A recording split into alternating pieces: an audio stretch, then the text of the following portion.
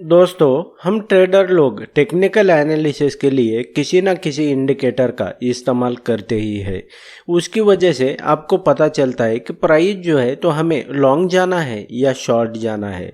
लेकिन आपको शायद ये पता नहीं होगा कि मार्केट में तो टन्स ऑफ इंडिकेटर है। तो ये जो बिगिनर ट्रेडर है खास करके उनके लिए है कि आप जो है तो वो कौन सा इंडिकेटर इस्तेमाल करेंगे ताकि आप प्रॉफिटेबल ट्रेडर बन सके, वो यहाँ पर कंफ्यूज हो जाते हैं।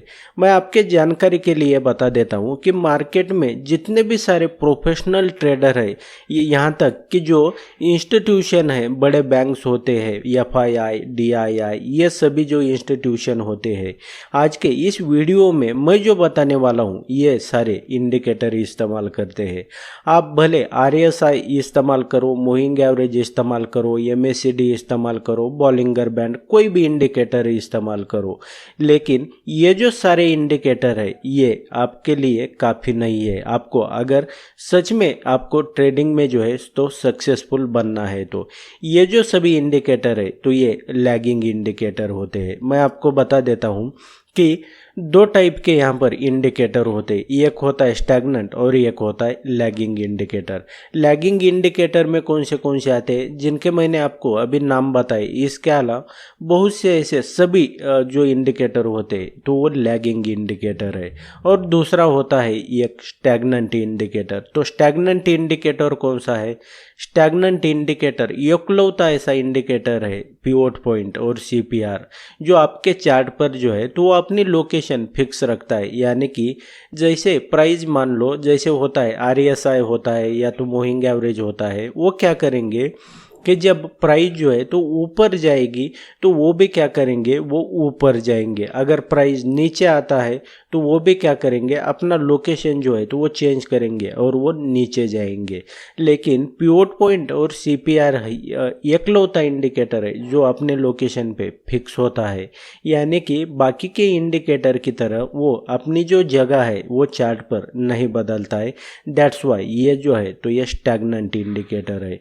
अब इस वीडियो में आपको लग रहा होगा कि मैं जो हूँ तो मैं आपको आरएसआई जो इंडिकेटर है इसके बारे में मैं आपको स्ट्रैटेजी देने वाला हूँ, बिल्कुल भी नहीं। आप अगर पुराने मेरे सब्सक्राइबर है तो उनको पता है कि मैं जो हूँ तो मैं सिर्फ पिवोट पॉइंट और सीपीआर और उसके साथ प्राइस एक्शन का इस्तेमाल करता हूँ। और इस वीडियो के बाद में आप अगर मेरे चैनल पर नए व्यूअर्स है तो इस वीडियो को आप एक देखने के बाद में जो है ना तो आप ये आरएसआई, बॉलिंगर बैंड, ये सभी जितने भी सारे इंडिकेटर है तो इसको आप इस्तेमाल करना बिल्कुल छोड़ देंगे। और आप भी अगर समझो जितना आप इस बात को जितना जल्दी समझ लेंगे कि पिवोट पॉइंट और प्राइस एक्शन और सीपीआर जो है तो यही आपका स्टॉक मार्केट में जो है तो आपका मददगार साबित होने वाला है। जितना जल्दी आप समझ जाएंगे उतना आपका फायदा रहेगा। और ये वीडियो उसी के रिगार्डिंग है, तो वीडियो को जो है तो आपने एंड तक देखना है। So without wasting any time let's begin. इस वीडियो में मैं आपको ये भी बताऊंगा कि आपके चार्ट पर जो है तो पिवोट पॉइंट और सीपीआर आपने क्यों इस्तेमाल करना चाहिए, और जो आप बाकी के आरएसआई वगैरह जो इंडिकेटर होते हैं ये आपको कैसे मिसलीड करता है, आपको कैसे गुमराह करता है, ये भी मैं आपको बताऊंगा। So let's start. तो दोस्तों मैं आपको सबसे पहले जो है तो जो ये सीपीआर है तो इसका बेसिक बता देता हूँ। यहाँ पे आपके चार्ट पर जो है ये 3 लाइन आपको दिख रही है, ये यहाँ पर अगर देखते हैं ये वाले तो यही वो सीपीआर है।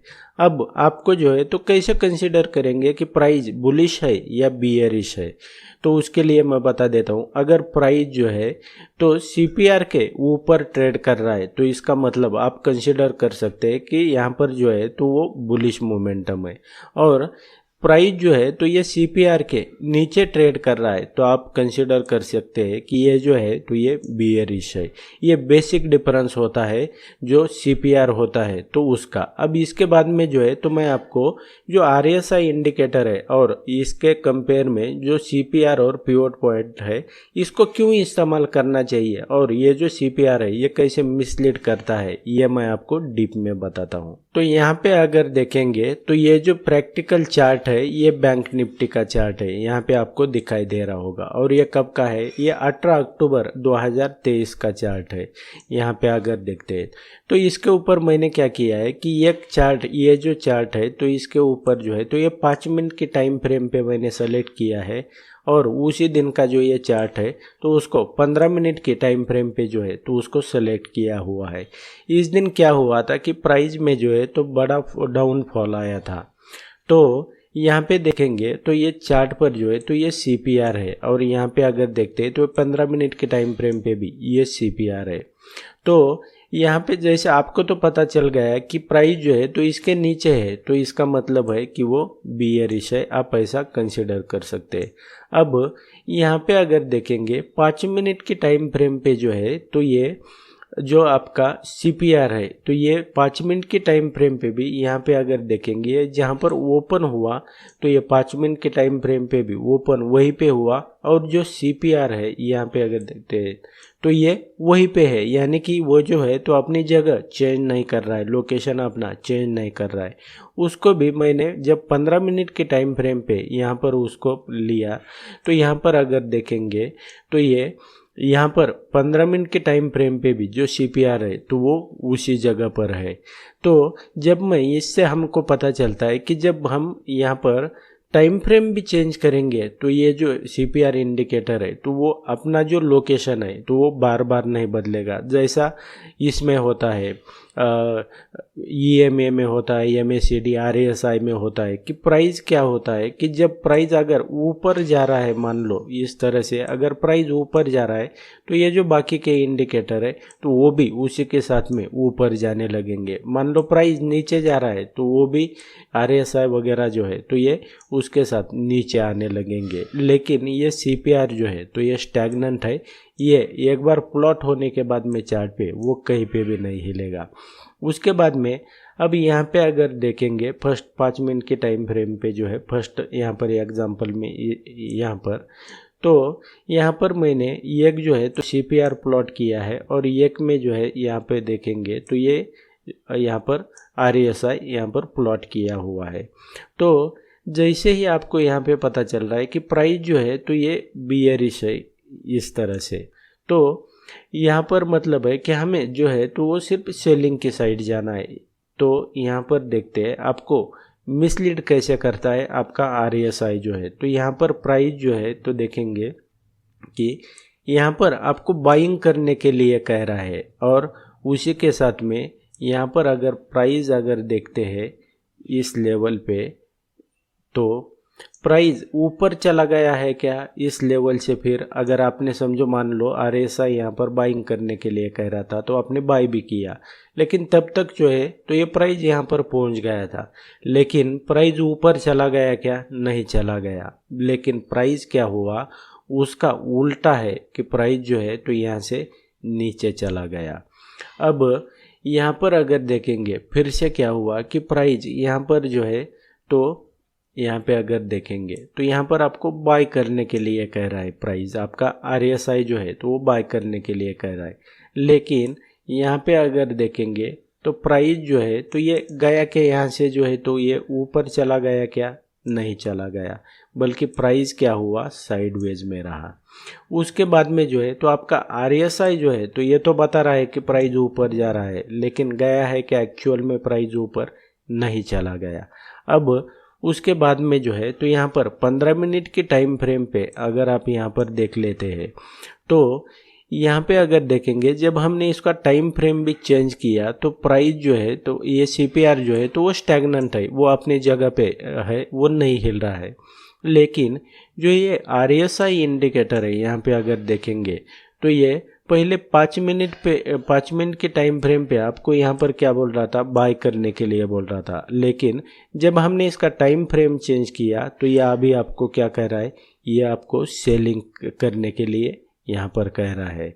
और सेम उसी तरह से जो CPR है तो ये अपनी जगह पे स्टैग्नेंट है, तो इसका मतलब है कि आपको सिर्फ यहाँ पर सेलिंग करनी है।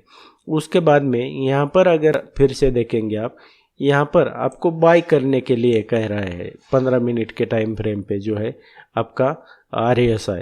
तो उसके बाद में अगर देखेंगे इस टाइम फ्रेम पे जो है तो यहाँ से प्राइस जो है तो ऊपर चला गया है क्या? नहीं चला गया, बल्कि यहाँ पर जो है तो प्राइस साइडवेज रहा है। तो ये डिफरेंस होता है जो स्टैग्नेंट और लैगिंग इंडिकेटर होते हैं। दैट्स वाई आपको जो है तो ये CPR का इस्तेमाल करना चाहिए और ये जो RSI है तो इसको छोड़ना चाहिए। And that's it guys in this video. जैसा कि आपने चार्ट पर देखा, मैं जो हूँ तो मैं सिर्फ जो है पिवट पॉइंट और CPR का इस्तेमाल करता हूँ। मेरे चार्ट पर आपको कभी भी ट्रेंड लाइन आपको देखने को नहीं मिलेगी, या तो नीचे जो चार्ट पर नीचे वाले जो इंडिकेटर होते हैं MACD, बॉलिंगर बैंड, ये कुछ भी नहीं होता है। मेरे चार्ट पर इकलौता CPR और पिवट पॉइंट होता है। और उसके साथ में मैं जो हूँ तो प्राइस एक्शन का इस्तेमाल करता हूँ, क्योंकि मार्केट में सब कुछ जो होता है तो वो प्राइस की वजह से होता है, ये आपने ध्यान में रखना है। और आप भी स्टॉक मार्केट को और ट्रेडिंग को लेकर सीरियस है, इसको अपना करियर बनाना चाहते हैं तो आप मेरे कोर्स को भी ज्वाइन करने के बारे में सोच सकते हैं, जिसका लिंक जो है तो वीडियो के डिस्क्रिप्शन में दिया हुआ है। उसके ऊपर आप मुझे व्हाट्सएप या तो ईमेल के ऊपर कांटेक्ट कर सकते हैं, जिसमें मैं आपको ये basic pivot point, CPR, price action, lot sizing, risk management, इसके अलावा मैं मेरे आपको 12 हाई प्रोबेबिलिटी पैटर्न और स्ट्रैटेजी देता हूं, जिसके बेसिस पे आप ट्रेडिंग कर सकते हैं विदाउट, आप अगर ऐसे रैंडमली आएंगे मार्केट में और तुक्का लगा के आप सोचेंगे कि हम यहाँ पर प्रॉफिटेबल ट्रेडर बन जाएंगे, तो आप ये लिख के लेना कि आप यहाँ पर जिंदगी भर भी अगर घिसते रहे तो भी आप कभी यहाँ से जो है तो 1 रुपया भी आप लेके नहीं जाएंगे। आप अगर ज्वाइन करना चाहते हैं तो आप मुझे व्हाट्सएप, ईमेल पे कांटेक्ट कर सकते हैं। So thanks for watching, see you in the next video.